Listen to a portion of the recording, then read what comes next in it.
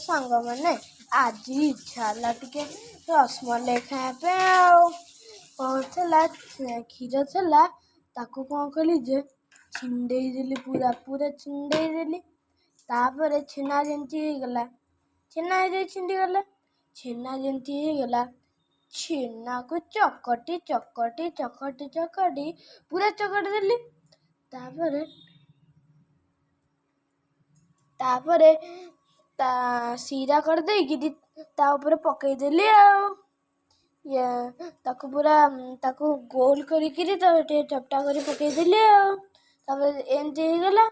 ତାପରେ ଫୁଟିଲା ଟିକେ, ଏମିତି ଯେତେବେଳେ ହବ, ଏମିତି ସାଙ୍ଗମାନେ ଦେଖନ୍ତୁ, କ୍ଷୀର ହେଇଯାଇଥିଲା ଆମର।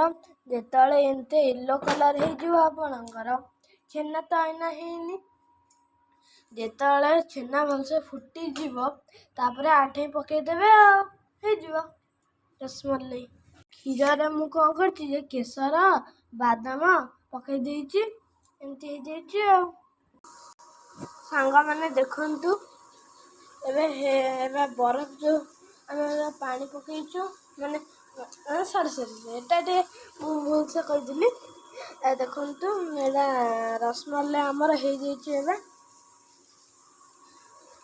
ଆଇନା ପକା ହେଉଛି ସେ ଶିରାରେ ପକା ହେଉଛି, ପକା ହେଇଯାଇଛି।